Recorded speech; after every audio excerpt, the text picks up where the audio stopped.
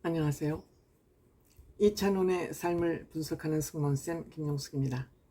이번 주 톡파원 25시는 맵부심 특집, 매운 것을 얼마나 잘 먹느냐 하는 맵부심을 자랑하는 그런 특집으로 꾸며졌습니다.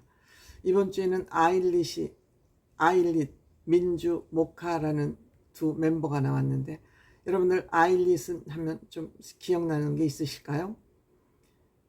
뉴진스 미니진 대표가 하이브 방시혁 회장하고 갈등이 있으면서 방시혁 회장이 아일릿을 띄우기 위해서 뉴진스를 카피했다.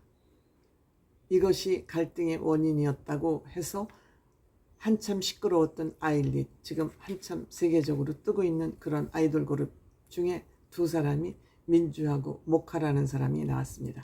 이 사람 중 한 사람은 일본인입니다. 그래서 일본의 맵부심, 매운 음식점을 찾아가기 위해서 초청을 한 것 같은데, 이 모카는 일본 톡파원 유재윤의 한국어 선생님이라고 그럽니다.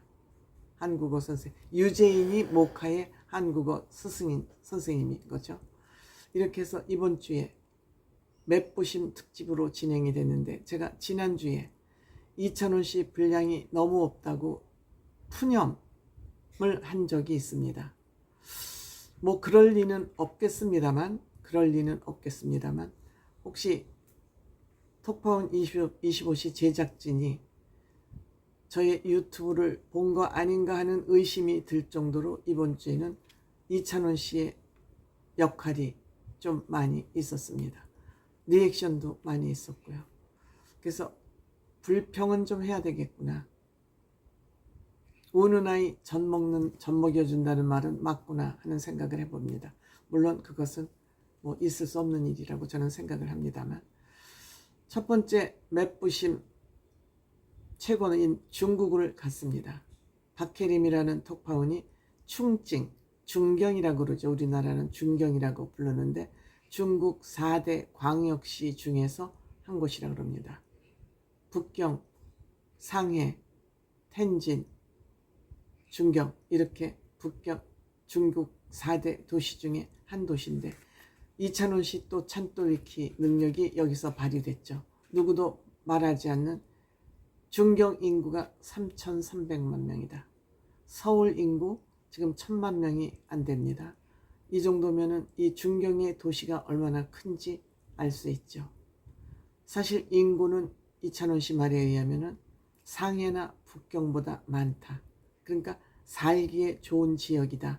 이렇게 아마 얘기해도 좋을 것 같습니다. 근데 습도가 많아서 겨울에 감기가 굉장히 이 중경 지역은 잘 길린다고 합니다. 그래서 매운 음식이 여기 발전이 됐다고 합니다. 습기가 많으면 또 추위도 오면은 습기가 많아서 감기도 잘 걸리고, 그래서 이 매운맛으로 그 면역성을 키우기 위해서 매운 음식이 이곳에 발전이 됐다고 합니다. 우선 습기가 많으면 균들이 서식하기 좋은 환경인 거죠. 그런데 또 거기에 더해서 겨울이면 너무너무 추워서 감기도 잘 걸리고, 그러니까 겨울이나 여름이나 매운 음식이 필요한 거죠. 고추는 향균 작용이 있습니다. 우리가 인공으로 만든 약보다 자연에서 만들어주는 고추로 항생 효과를 유지할 경우 좋은 것이죠. 건강에 도움이 되는 것이죠. 그래서 충징에서 이렇게 매운 음식이 발전한 것은 굉장히 바람직한 것이죠. 인간의 지혜를 엿볼 수 있는 부분이죠. 또한 여기 방공호를 개조한 식당이 있는데, 이 방공호는 일본의 침략을 중국도 많이 받았죠. 일본의 공습을 피하기 위한 방공호인데 지금은 식당가로 개발이 되어 있습니다. 약 6,000평이 넘는 곳에 식당이 마련되어 있다 그러니 어마어마한 것이죠. 6,000평 식당을 상상을 해보세요. 여기에 포거, 중국 매운 음식하고 하면 포거가 가장 먼저 떠오르지 않습니까? 물론 매운 아이스크림 집도 있고요. 이 맵고 단 것이 굉장히 또 조화를 잘 일으키는 것 같습니다. 젊은이들이 요새 엄청 맛에 심취되어 있기 때문에 이런 음식이 점점 개발되고 업그레이드 되는 것 같습니다. 그 다음에 매운 발 마사지, 훠거 발 마사지. 몸에다 집어넣는 것은 한계가 있지만, 매운 것이 바로 설사할 수 있고 한계가 있지만, 외부에서 이렇게 고추 매운 발 마사지 하는 거 저는 엄청 좋은, 우선 발의 혈행을 좋게 해주겠죠. 외부에서 자극을 주니까. 매우니까 우리가 김치 담고 나면 손이 화끈화끈하지 않습니까? 그거에 몇 배 되는 훠거 양념을 가지고 발 마사지를 하니까 캡사이신 살균 효과는 엄청날 것으로 무좀에 특히 좋지 않을까 싶습니다. 그 다음에 홍야동이라는 2006년도에 약 700억 넘게 투자를 해서 야경의 명장면을 그 주택을 개조를 해서 만들어냈다고 합니다. 그 다음에 먹을거리 샤오츠거리라는 데서 매운 닭요리 등등 여러 가지를 아주 다양하게 중국의 충칭 거리를 보여줬습니다. 그 다음에 일본 하면 우리가 매운 거하고 굉장히 거리가 먼 것으로 생각되는데 요즘 젊은이들은 이 매운맛에 빠져 있는 것 같습니다. 역시 매운맛이 스트레스를 해소해 준다는 그러한 이들만의 문화가 형성되면서 엄청 매운맛을 즐기고 있는 것 같습니다. 매운 라면, 지옥라면이라고 부른답니다. 사천식 매운 된장라면, 엄청 맵게 보이는데 그 고춧가루를 퍼넣는 걸 보니까 엄청 근데 이 유재윤은 매운 것을 못 먹는 맵찔인데 이것을 거뜬하게 먹어 치우는 거 보니까 아무리 일본에서 맵게 만든다 해도 그 매운맛은 우리나라의 매운 중간맛 정도밖에 안 되지 않나. 물론 전 먹어보지 않아서 모르겠습니다만 이찬원 씨 또 저렇게 매운 거 먹을 때는 굉장히 위장 조심해야 된다. 위장이 나쁜 사람은 저 매운맛 먹으면 안 된다. 바로 설사겠죠. 또 고추 요리만 전문으로 하는 곳을 찾아가서 뭐 고추 햄버거, 고추 지짐이 뭐 웬만한 요리를 코스로 다 먹은 것 같습니다.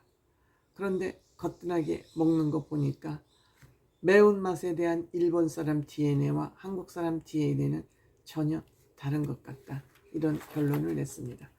자판기의 왕국 일본에서 매운맛 자판기에서 직구템 야끼소바를 해서 한국에 보내서 직구템을 먹었는데 뭐 스튜디오에서 그거 먹고 뭐 매운맛 기미도 안 오는 것 같습니다. 어쨌든 매운맛을 젊은이들이 이렇게 즐기는 것 자체가 한국 K푸드가 세계로 뻗어나가는 이유이기도 한 것 같습니다. 그 다음에 남아공 더반 휴양지라고 합니다. 인도계가 이곳에 아마 노예로 와서 한 30% 정도가 차지하는 더반, 지중해성 기후를 가지고 있어서 아주 아름다운데 인도계 사원을 찾아갔습니다. 힌두교 사원이죠. 세계적인 최고의 건축물은 역시 종교, 천주교, 불교, 힌두교 사원이 아닌가 생각합니다. 우리 지구상의 인구들의 주거문화, 주택문화, 건축문화는 종교로부터 출발했다. 이렇게 생각해도 크게 뭐 어긋나지 않을 것 같습니다. 담력 체험을 하기 위해서 뭐 살쾡이도 만져보고 치타도 가서 만져보고 악어 사파리 농장에서 악어와 같이 식사도 하는 이런 모습을 보여주는데 왜 우리 인간들은 이렇게 위험한 아슬아슬한 장면에 관심을 가지고 호기심을 가지고 있는지 모르겠습니다. 인간들은 편안하면 안 되는 것 같습니다. 편안하고 안락하면 왠지 위험한 환경을 만들어서 그것을 체험해보고 싶어하는 것 같습니다. 그 다음에 프랑스 알자스 지방을 찾아갔죠. 이 지역은 독일과 프랑스가 연일 뺏기고 하면서 이 지역은 마지막으로는 프랑스 땅이 됐습니다만 정말 너무 아름답습니다. 그림 같습니다. 그 북유럽은 어떻게 이렇게 자연 환경이 그림같이 예쁜지, 거기에 맞춰서 건축물도 워낙 잘 만들다 보니 자연을 가능한 한 해치지 않고 건축물을 하다 보니 이렇듯 아름다운 유산이 오늘날까지 전해지고 있는 거 아닌가 생각합니다. 특히 성당, 대성당, 노트르담 대성당 특히 아름답습니다.